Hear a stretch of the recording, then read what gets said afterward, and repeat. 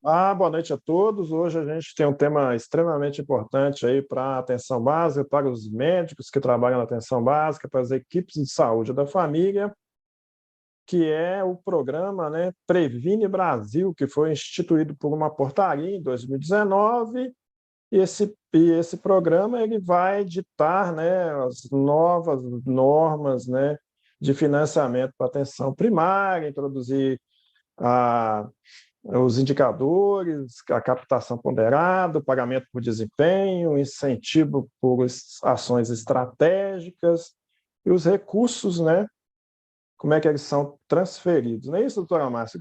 O que isso tem a ver com o médico que trabalha na estratégia de saúde da família e na atenção básica?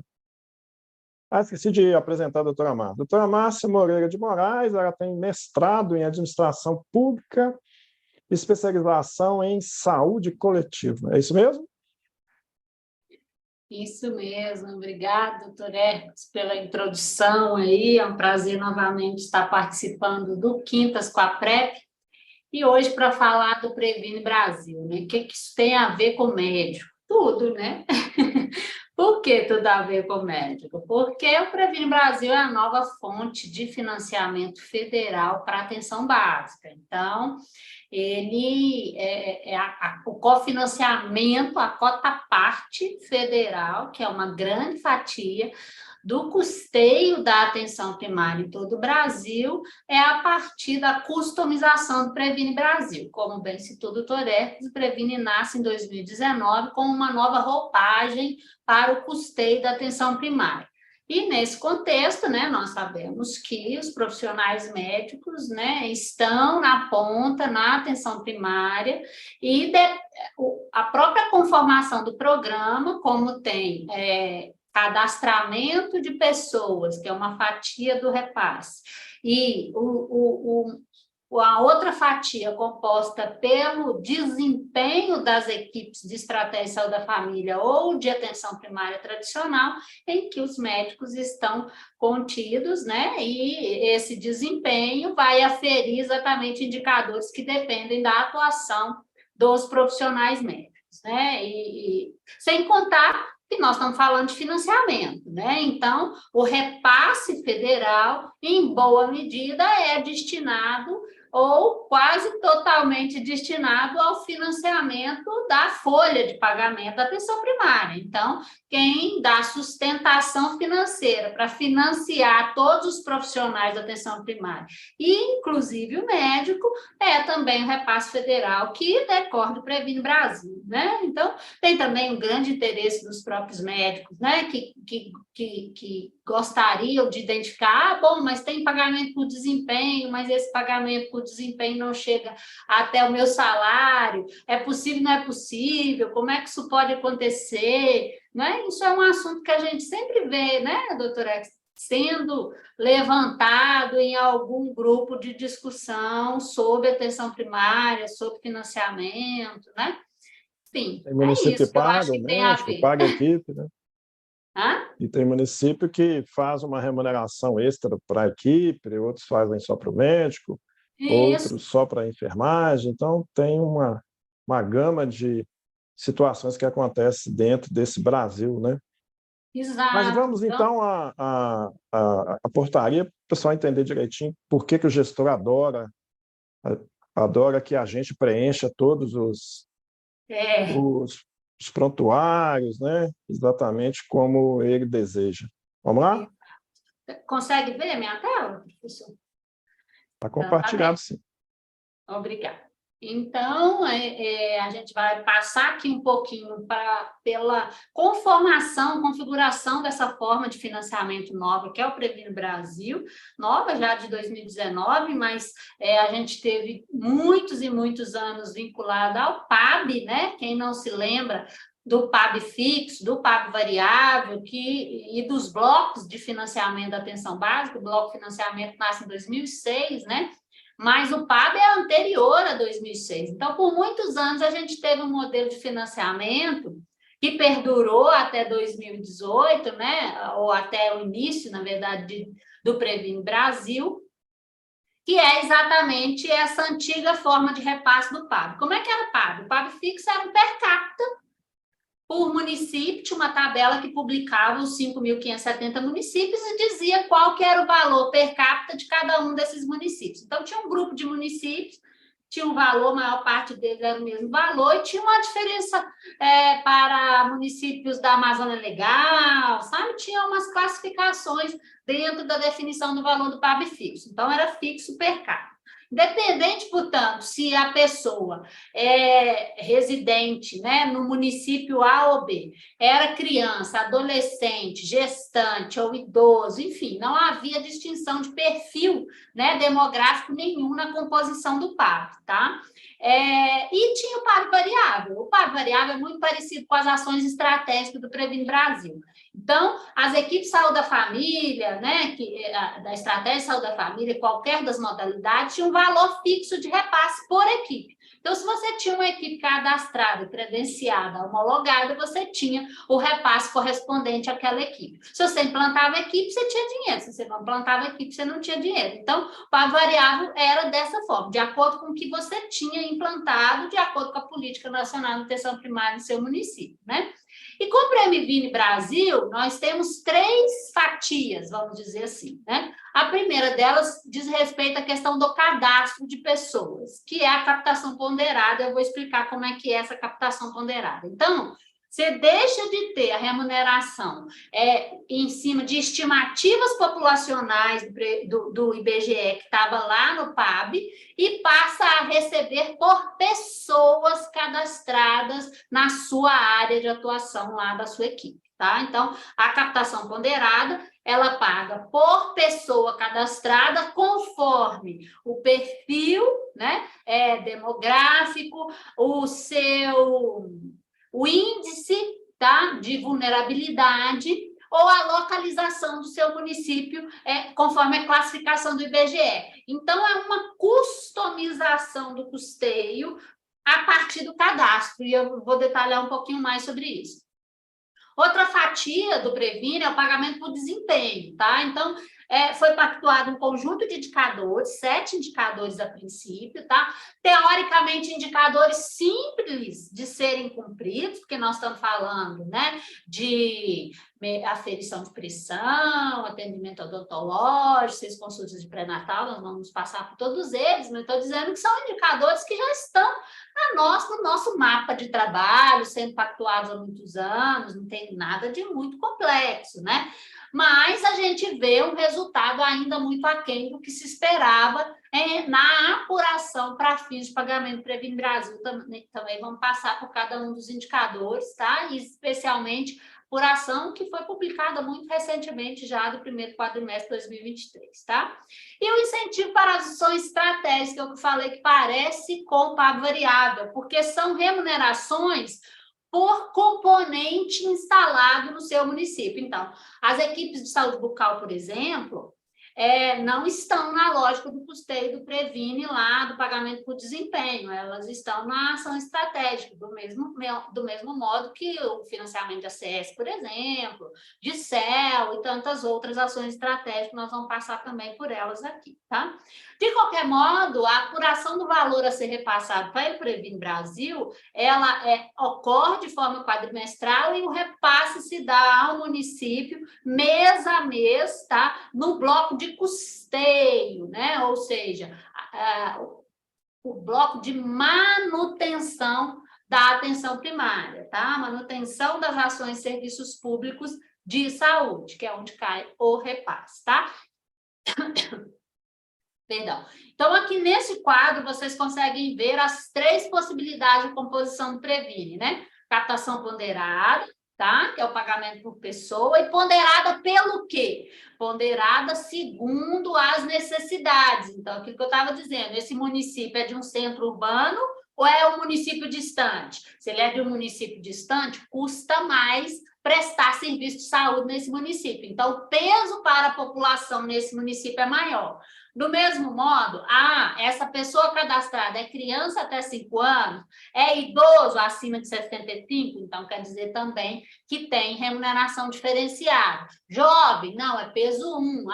É criança até 5 anos, é peso 1,3, ou seja, tem 30% mais de remuneração. Então, ela é ponderada exatamente conforme essas regras que diferenciam do repasse per capita que está vinculado ao cadastramento de pessoas no âmbito da atenção primária, tá?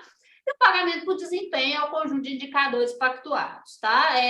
Os indicadores, como eu disse, já vem sendo repetido ao longo das pactuações, mas a tendência é que se tem que entre novos ou que se agreguem novos, né, ao longo da maturação do próprio programa, né? E o incentivo de ações estratégicas, que eu disse para vocês que é muito parecido com o PAV variável, tá? A captação ponderada, então, como eu estava dizendo a vocês, é a população que está adstrita a uma equipe, né? Ela é ponderada conforme pesos. Quais pesos? A partir da vulnerabilidade socioeconômica. Então, pessoa é vulnerável? Como é que eu sei que a pessoa é vulnerável? Ah, se ela recebe Bolsa Família, por exemplo, né? Se Bolsa Família já mudou de nome não sei quantas vezes, mas algum benefício social, tá? O BPC, que é benefício de prestação continuada, ou se é algum outro auxílio previdenciário menor que 2 salários mínimos, tá? Então, essa pessoa é considerada vulnerável. Nesse caso, ela tem peso diferente. O perfil demográfico é o que eu falei de criança ou idoso. E a classificação geográfica é a classificação do IBGE que nós vamos falar aqui. Então, o IBGE fez uma classificação parecida com a OCDE, tá? Então, que é adotada em estados da Europa para dizer se o município é urbano, se é rural adjacente, tá? Então, tipologia adotada pelo IBGE também faz diferença no peso do Previ, tá? E eu falei para vocês que a captação tem a ver com o cadastro de pessoas. O que o Ministério diz? Ele fala assim, olha, cada município, de acordo com a sua tipologia do IBGE, é esperado um quantitativo de pessoas cadastradas no âmbito da sua equipe de saúde da família. Tradicional, né, EAP, ou da estratégia de saúde da família, tá? Então, se for estratégia de saúde da família no município urbano, eu espero que você tenha 4.000 pessoas cadastradas. Se esse mesmo município tenha uma EAP, né, que é uma equipe tradicional, que não segue os moldes da estratégia de saúde da família, como médico, enfermeiro, ACS, né? Então, a equipe tradicional de 20 horas de jornada semanal é 2.000 pessoas que eu espero para ela. E se for essa mesma equipe, mas com 30 horas de jornada, que é a equipe de EAP modalidade 2, são 3.000 pessoas. Isso tudo no município urbano, tá? E no intermediário adjacente, assim como no rural adjacente, são 2.750 para a ESF, 1.375 pessoas para a EAP modalidade 1 e 2.063 modalidade 2, tá? E o intermediário remoto e rural remoto, são os municípios mais distantes dos grandes centros urbanos, 2.000 pessoas para a equipe de saúde da família, 1.000 pessoas para a modalidade da EAP e 1.500 pessoas modalidade 2 da EAP, tá? Então, a cada quadrimestre, olha-se para a base nacional, que é o CISAB, e fala assim, deixa eu ver a equipe tal, quantas pessoas estão cadastradas. Ah, deixa eu ver a equipe tal, quantas pessoas estão cadastradas conforme base nacional do CISAB, tá? A partir disso, então, aplica-se o peso ao perfil dessas pessoas cadastradas e apura-se o valor a ser repassado pela captação ponderada, tá? Esses números que eu mencionei aqui nesse quadro não pode ultrapassar a população nacional estabelecida pelo IBGE, a estimativa, né, do IBGE. Então, quer dizer que eu tenho 2, 3 equipes, aí eu estou no município urbano. É esperado para mim 4.000 para cada equipe. 4 vezes 3, 12.000. Esse município tem quantas?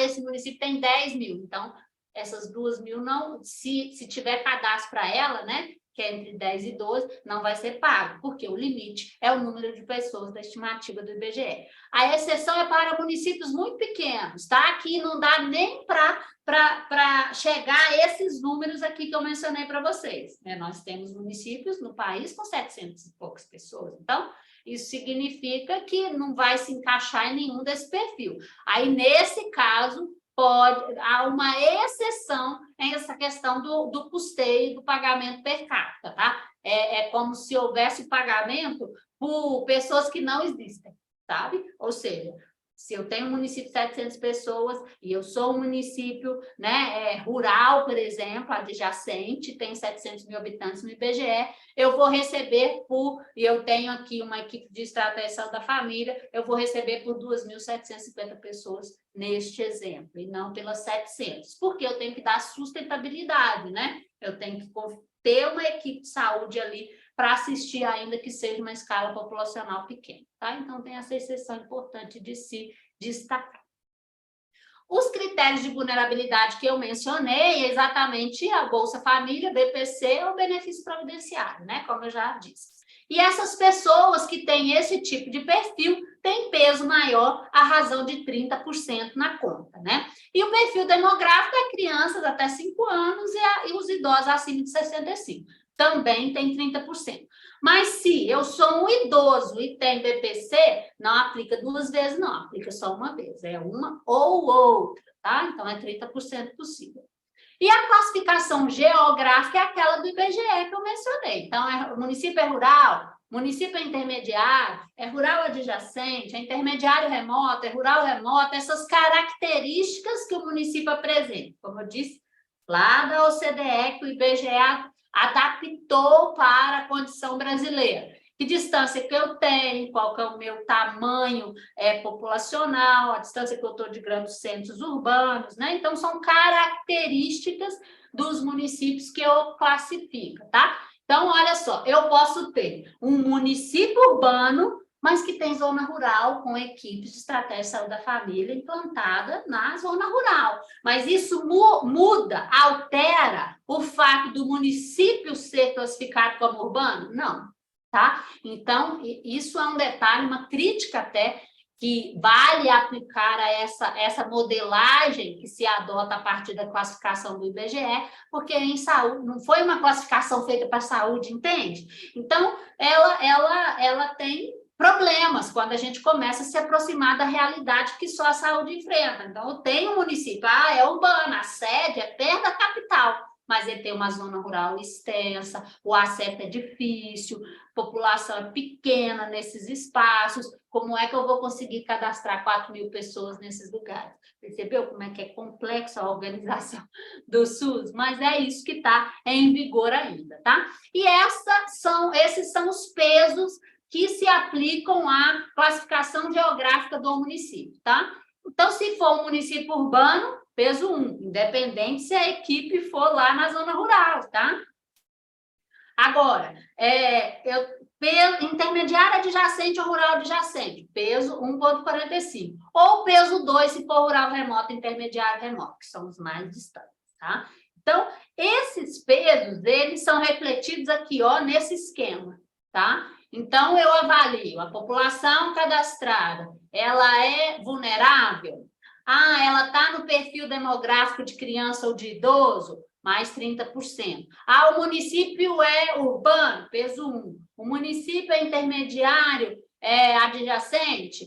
Né? Peso 1,45. Enfim, esses pesos são aplicados e calcula-se, ao final, o valor a ser repassado ao município, porque cada pessoa vai ter, ao final, um peso. A soma desses valores vai ser multiplicado pelo per capita, que é R$ 5,95, tá? Esse valor está mantido desde 2022, tá? Aqui, então, é a fórmula, mas eu tentei explicar que essa fórmula a partir desse esquema de pesos aplicado a cada pessoa cadastrada, tá? Então, é a população, se é vulnerável, mais 30%, se ela tem...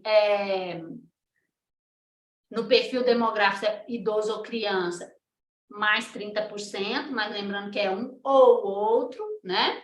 E mais o peso de localização do município ou de classificação de IBGE, tá bom? Isso multiplicado pelo valor per capita de 5,95 vai gerar o valor de repasse por município em relação à captação ponderada. O repasse é mensal e a revisão dos números de cadastramento ocorre quadrimestralmente, tá? O pagamento por desempenho, ele apura o desempenho por equipe, tá? Então, ele avalia o desempenho a partir do cumprimento de cada indicador por equipe e condicionado ao tipo de equipe. Então, se é estratégia da família, se é AP modalidade 1 ou se é AP modalidade 2. Mas o valor a ser repassado ao município é o pagamento por desempenho do somatório dos resultados obtidos pelas equipes existentes naquele município, tá? Então, monitora o valor por equipe, mas consolida o valor por município, que é a soma dos resultados das equipes existentes, tá? Que equipes são essas? Devidamente cadastradas e credenciadas, homologadas pelo Ministério da Saúde, tá?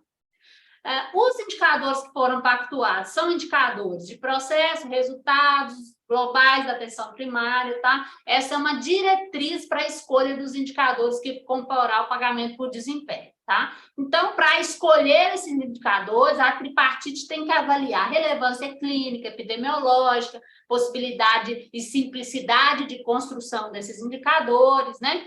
E o valor também é um repasse quadrimestral, então ele é apurado de 4 em 4 meses, né? Avalia-se, portanto, o resultado do alcance dos indicadores no período anterior, que vai dar subsídio para o repasse das 4 competências financeiras seguintes, tá? Este é o valor para pagamento de desempenho, tá? Então, nós temos aqui, se alcançar 100% das metas, né, e for uma equipe de estratégia de saúde da família, R$ 3.225. Se for modalidade 2 de EAP, R$ 2.418. Se for modalidade 1 de EAP, R$ 1.612,50. EAP são as equipes tradicionais, né, que não têm a configuração médico, enfermeiro, ACS e auxiliar ou técnico de enfermagem, tá bom?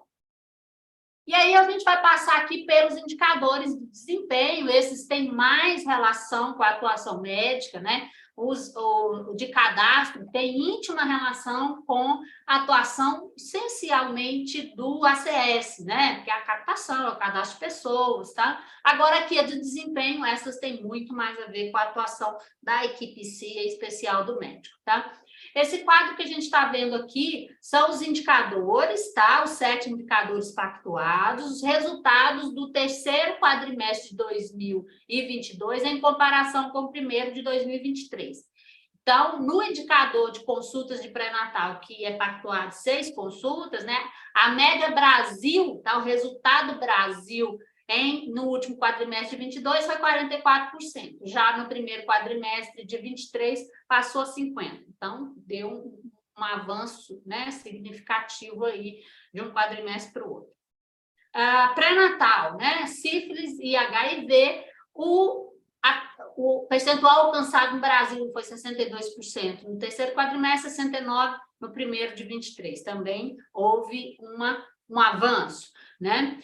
Atendimento odontológico de gestantes, 53% em 2022 e 58% em 23. Cobertura de citopatológica, esse é um indicador historicamente difícil de ser cumprido, né? 21% no último quadrimestre, já nesse primeiro, 23%. Cobertura de vacinação, poli e pentavalente, 68% em 2022, último quadrimestre, 72% no primeiro, né? Hipertensão, que é a pressão arterial, a ferição da pressão, né? 26% terceiro quadrimestre e 28% primeiro quadrimestre.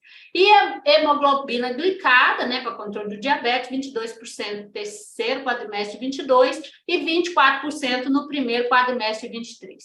E cada um desses indicadores, a gente aqui trouxe um gráfico, né, que demonstra do melhor para o pior, vamos dizer assim, o desempenho dos estados, tá? Qual que em cada um dos indicadores, como é que cada estado se apresenta. Então, neste primeiro indicador, que é o de consultas de pré-natal, Alagoas e Paraná é o que apresenta, são os 2 estados que apresentam melhor desempenho nesse indicador, e todos esses dados dos gráficos a seguir se referem ao primeiro quadrimestre de 2023, tá, doutora Edson? Então, temos aí, né, seguidos do Ceará, Mato Grosso, Santa Catarina, enfim.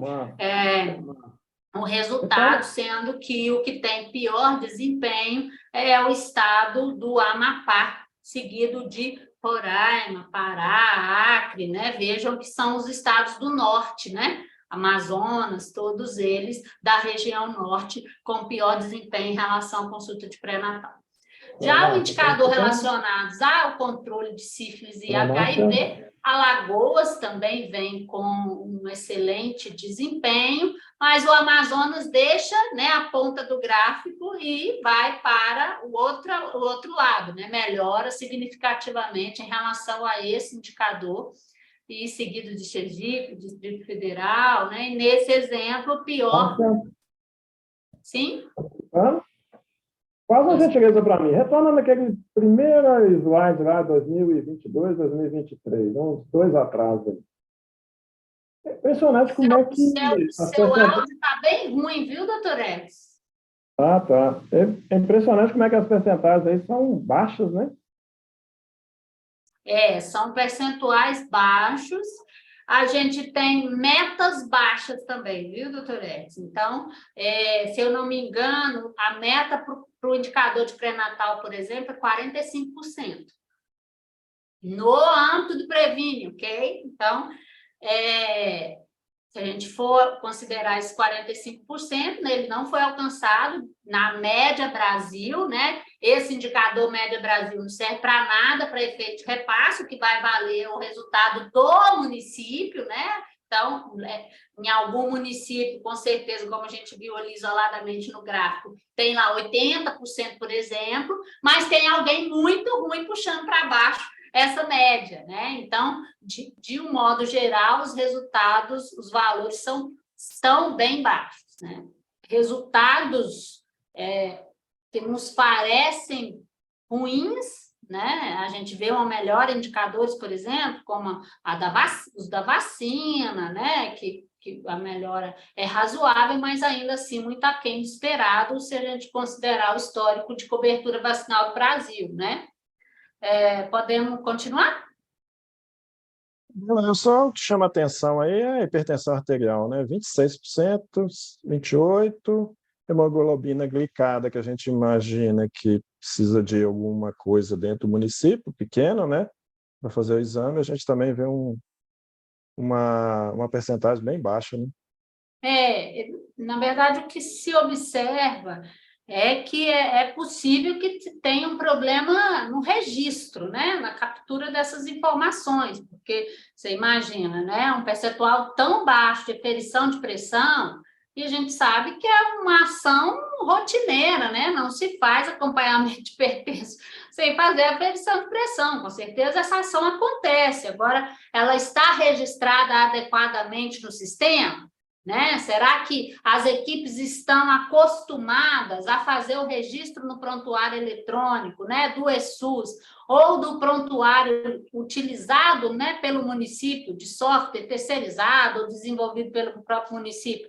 Né? Porque a gente faz aferição de pressão no contexto de uma consulta, né, de consulta de enfermagem, de consulta médica, afere a pressão, só que muito provavelmente se lança apenas a consulta, né? Então, os procedimentos, como é a aferição de pressão, né, que é realizado durante a consulta, isso não deve estar sendo lançado de forma correta no sistema. O que se imagina é isso, né? E isso se aplica não só à hipertensão, mas esse é o que é mais sensível, sinceramente, né? Mas os outros também podem estar enviesados, né? Esse da diabetes, por exemplo, né? A questão do exame da hemoglobina glicada, qual que é a base, né, para a aferição disso? É o lançamento de solicitação desse exame, é o lançamento de resultado no sistema, né? Porque a base dos indicadores do Previne é basicamente o SISAB, que é o Sistema Nacional de Atenção Básica, que recebe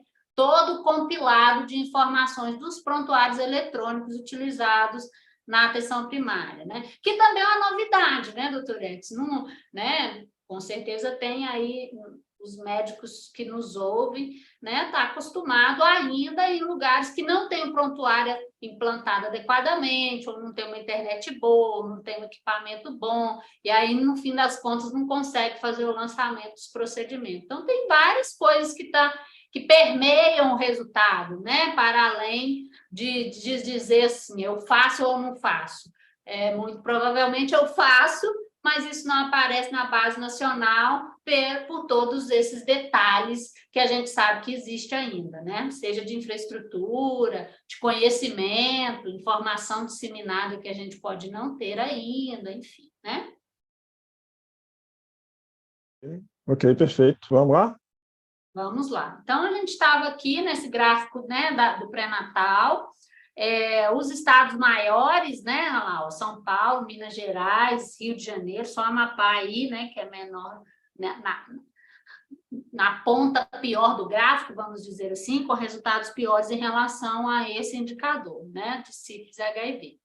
O citopatológico, a gente também vê o Amazonas lá em cima, Alagoas, Ceará, Piauí, né, com os melhores resultados, mas veja que quem tem o melhor resultado é o Amazonas com 34%, Alagoas seguido de 32%, e o Distrito Federal lá embaixo com 14%.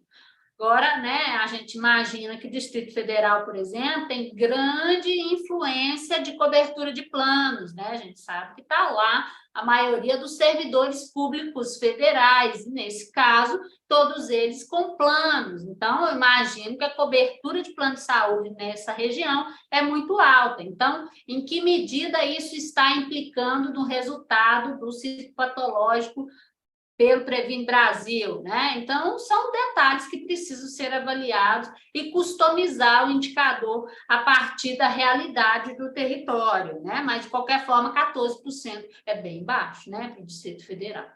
Já a cobertura de vacinas, né? A gente tem Alagoas com o melhor resultado, com 84%, e o pior resultado está lá no Amapá, com 44%, né? Então, quase metade, quase 50% de Alagoas, no caso do Amapá, né? E a gente tem esse comportamento aí para cada um dos estados, tá?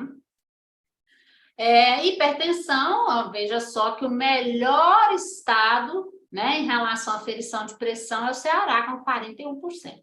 E o pior, o Acre, com 18%, né? Em qualquer caso, é um número bem baixo, né? Mas eu vou dar um exemplo, tá?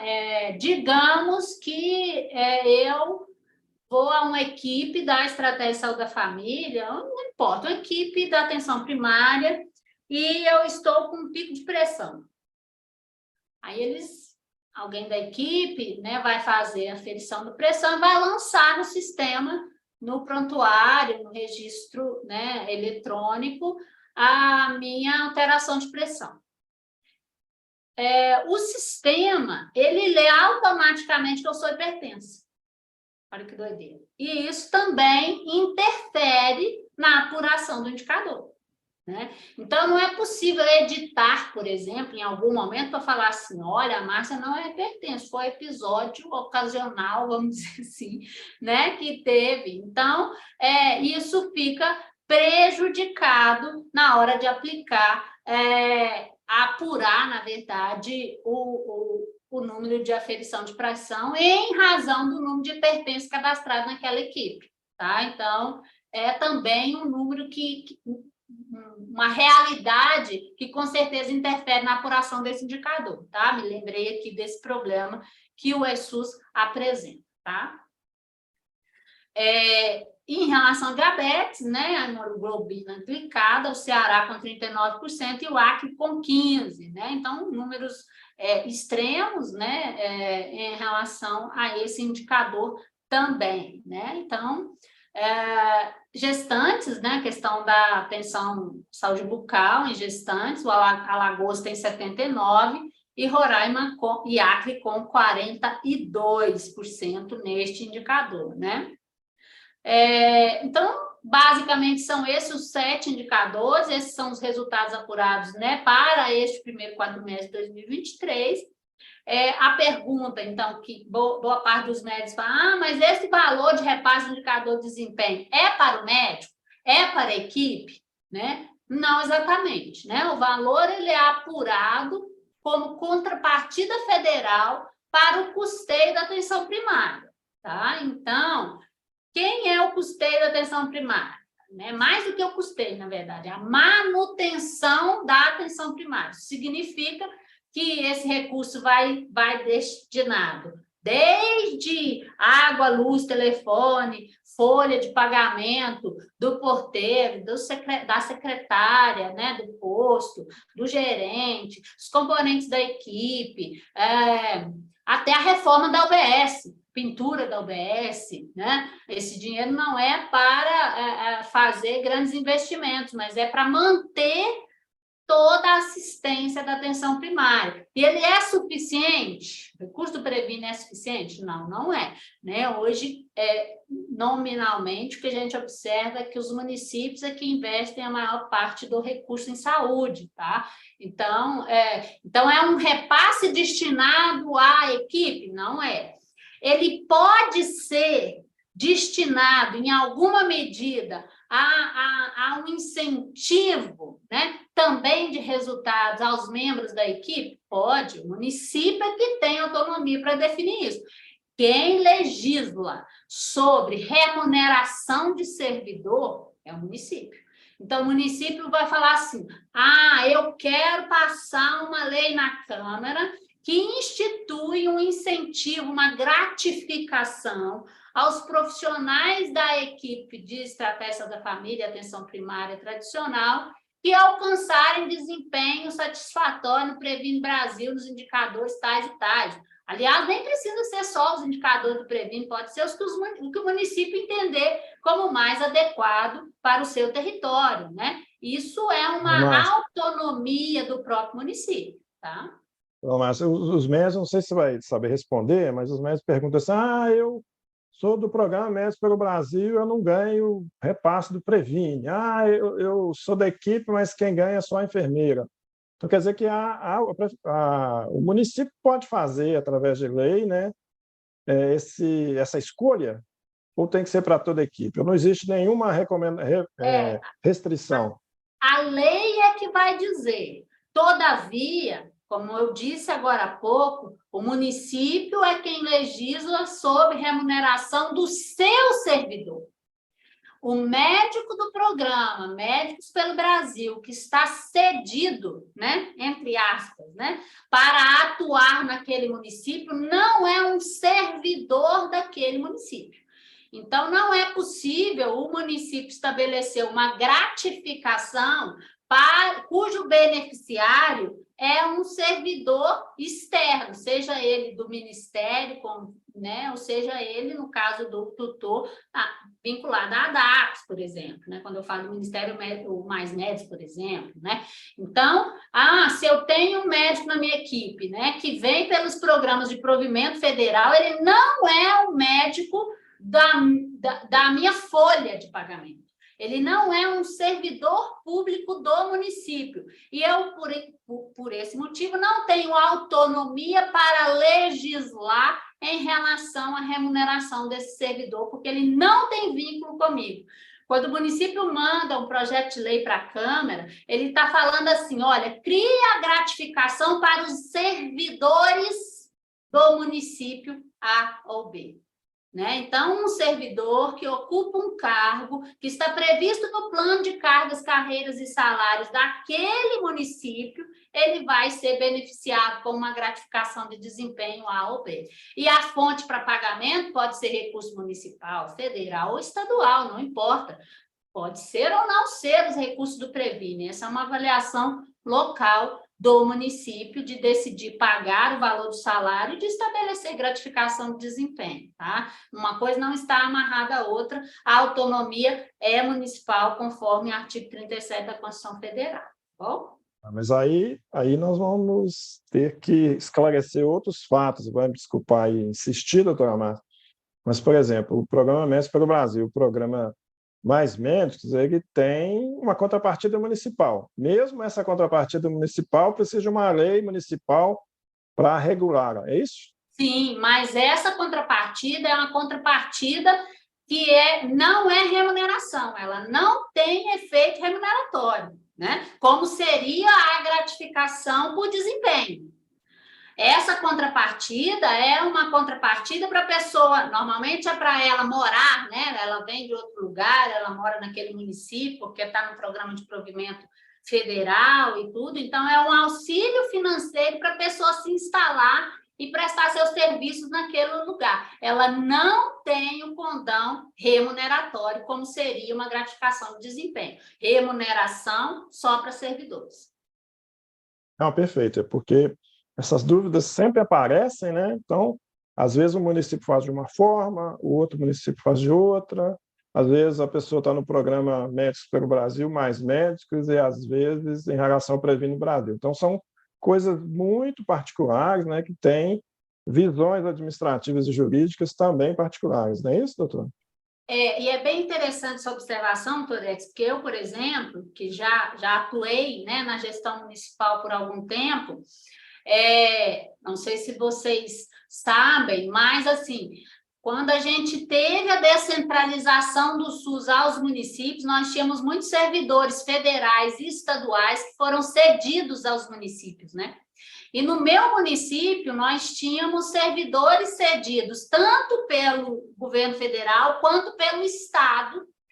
E o município aprovou uma lei, olha só, aprovou uma lei instituindo uma complementação de salário para servidores estaduais e federais. Então, se vocês acabaram de me ouvir e eu disse que eu não posso aprovar uma lei, né, para servidor que não é meu, nesse exemplo, eram servidores federais e estaduais cedidos formalmente ao meu município, mas não eram servidores meus. Mas como o município que eu trabalhava tinha um salário melhor do que o dos servidores cedidos, o prefeito e os vereadores, enfim, entenderam por bem que devia passar um projeto de lei que equiparasse a remuneração daqueles profissionais que estavam ali cedidos e desempenhando, basicamente, a mesma função dos servidores locais. Então, do ponto de vista de mérito, tudo certo, né? É verdade, é legal. Ó. Como que eu vou ter um médico, e a gente tinha muitos médicos nessa história, que era médico que estava vindo do INAMPS para o município cedido, né? E ele fazia a mesma coisa e ia ganhar menos do que o servidor municipal. Só que ele não era um servidor do município. Aí o que aconteceu? Houve uma ação de inconstitucionalidade desta lei e o município que passou no TJ, que foi para todas as instâncias e essa lei foi declarada inconstitucional, exatamente porque o município não podia legislar sobre remuneração de servidor que não era o dele. Então, teve que cancelar a lei, teve uma confusão para restabelecer todo o valor pago, tá?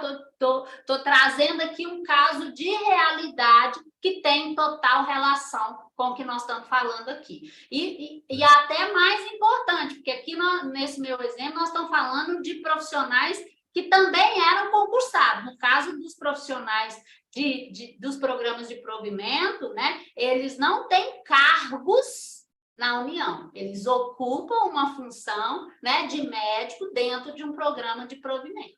Né? Mas esse detalhe é importante, é verdade que a gente ouve, né, muitas dúvidas em relação a isso. Mas eu quis dar o exemplo para dizer assim, algum que está nos assistindo, né, pode dizer assim, mas essa doutora está equivocada, porque lá no município tal, ele passou, sim, uma gratificação para alguém que está no Médicos pelo Brasil ou no Mais Médico. Se passou uma gratificação com efeito remuneratório, a lei constitucional ela pode cair em qualquer momento. Tá? Como esse exemplo que eu dei aqui, tá? Vamos continuar? Para a gente fechar aqui, acho que é meu último slide, né? Em relação ao Previne, nós falamos aqui as possibilidades, só falta ação estratégica, mas eu quis colocar aqui também quais as possibilidades que o município deixa de receber o valor do Previne, tá? Então, o município deixa de receber se ele tiver a ausência na equipe do profissional ou técnico de enfermagem ou ainda do agente comunitário por um período superior a 60 dias. Nesse caso, o repasse tem redução de 25%, tá? Agora, para os casos de ausência de médico ou enfermeiro por período superior a 60 dias, aí é 50% o valor deduzido do repasse do Previne, tá? Agora, se a ausência é simultânea de médico e enfermeiro, ou seja, quase a equipe inteira, né? Ou seja, médico e enfermeiro por mais de 60 dias, desculpa, aí é 100%, suspende o repasse integral, tá? Então, Se é médico ou enfermeiro, acima de 60 dias, 50%. Aí vocês podem perguntar assim, mas e se for menos de 60 dias? Mantém a remuneração normal. Só se for acima de 60 dias, faltou o médico ou o enfermeiro, 50%. Faltou o médico e o enfermeiro, 100% de suspensão. Assim como ocorre na ausência total dos membros, ou se tiver algum dano ao erário, né, gente? Declarar que existe uma equipe, mas não é verdade, por exemplo, né? É alguma irregularidade aí, constatada a irregularidade, será suspenso também a remuneração, tá? E eu disse para vocês no início, são 3 fatias do Previ, né? Captação moderada, pagamento por desempenho e incentivo para ações estratégicas. Estes eu listei aqui alguns dos incentivos de ações estratégicas, como o Programa Saúde na Hora, que é aquele que estende a jornada, né, das UBS, as equipes de saúde bucal, unidade odontológica móvel, CEL, laboratório de prótese, ou seja, todos os componentes da rede de saúde bucal estão aqui como ações estratégicas, consultório na rua, UBS fluvial, ribeirinha, microscopista, equipe de atenção básica prisional, PSE, né? Programa de Informatiza APS, são todos programas pontuais que estão no âmbito da Política Nacional de Atenção Primária, que tem regramento de remuneração de incentivo próprio, e a gente pode aqui incluir, recentemente, nós tivemos a criação, que nós falamos aqui, inclusive, no último Quintas com a PrEP, da EMUT, né? A EMUT também passou a ser um componente de ações estratégicas no âmbito do Previ Brasil, tá, doutora? Márcio, quando eu vejo volta nesse slide aí, quando eu vejo esse slide seu aí, eu fico falando muito que ser médico é muito difícil, né? Mas é muito gostoso, mas ser gestor eu acho que é mais difícil ainda, porque ele vai ter que controlar todos esses programas aí, mais o EMUT, mais toda essa parte financeira do financiamento da atenção básica, a maioria dos municípios do Brasil. É isso mesmo, é muito, muito trabalho, isso aí gasta muito, quer dizer, o gestor tem que estar muito integrado em relação a esses financiamentos para que ele consiga, né, esses repasses? Ele tem que estar por dentro da política, da atualização da política de saúde, tá, gente? Então, das portarias que regulamentam cada programa desse, né? Então, ele tem, por exemplo, a estratégia de agente comunitário, ela é remunerada por um piso, né? Acabou de passar aí o piso da enfermagem, o piso do ACS já existe já há algum tempo. Então, aprovou o piso, o repasse acontece pelo Ministério da Saúde no valor do piso, 13 parcelas, mas não repassa, por exemplo, os encargos financeiros, né? O ACS, por lei, ele é contratado no regime seletista, né? Então, ele tem todos os encargos, inclusive a FGTS, enfim, todos os encargos desse regime jurídico. E esse não repassa, tem que ser arcado completamente pelo município. Então, é uma realidade, né? E agora passou o piso da enfermagem, mas quantos municípios tinham o piso do ACS em vigor com valor superior ao valor de remuneração dos profissionais, especialmente os da enfermagem de nível técnico, vamos dizer assim, né? Os auxiliares e os técnicos traz grande dificuldade, inclusive nas relações, porque o ACS ganha mais do que o técnico. Agora, com essa mudança do piso, a gente acredita que isso tenha se melhorado as relações, apesar do dinheiro não ter sido repassado, pelo menos até hoje, hoje é questão que dia 8, né? 8 de junho. Então, é uma realidade que o gestor tem que estar por dentro, acompanhar. Então, são várias coisas, né? O dinheiro caiu, veio o repasse do bloco de manutenção do Previne. O dinheiro veio menor do que o mês passado. O que aconteceu? Até identificar o que aconteceu. Faltou dinheiro do quê? É do ACS que estava de licença e nós colocamos o outro no lugar, mas nós não cadastramos no Quines. Não, foi a equipe que ficou mais de 60 dias sem enfermeiro e o dinheiro caiu, mas o enfermeiro já tinha chegado. Sabe? Então, são muitos detalhes que certamente cada um tem o seu ônus, né? O seu ônus e o seu bônus. E os ônus da gestão não são poucos. Agora que eu entendi, por que o gestor fica tão ligado naquela sua página, né, de Regula SUS de A a Z, né? Porque cada dia sai uma portaria nova, é isso? Sai uma forma de financiamento novo. É isso mesmo? Exatamente. Esses canais, né, que eu criei recentemente para o programa Regulação no SUS de A a Z, exatamente monitora o que tem de novidade, quais as dificuldades para o processo de gestão em saúde, né, e a atenção primária é uma grande parte, Grande né, parte. desse problema, mas a atenção especializada é o outro pedaço que traz tantos outros problemas, né? Mas todos eles em prol de se organizar um sistema de saúde universal, complexo, com municípios, 5.570 municípios num país continental, né? Mas, enfim, a gente que está na gestão, e eu estou na gestão há muitos anos, também é bom, né? É bom você ver, assim como o médico com certeza fica muito feliz de ver uma solução dada, um paciente curado, né? A gestão também tem os seus benefícios e os avanços nos trazem também satisfação, né? Então, agradecer, doutora Márcia, eu não sabia que eu ia aprender tanto sobre gestão nessa aula, né? Do Previne Brasil, né? Muitos aspectos relacionados até à parte de pagamento, as dúvidas que os médicos têm em relação a essas remunerações, que tem que, né, obedecer uma norma jurídica que a gente desconhece completamente. Então, é um universo que a gente realmente desconhece, muitas vezes acha que as coisas não estão sendo repassadas por questões políticas, mas muitas vezes estão relacionadas à própria gestão do SUS, né?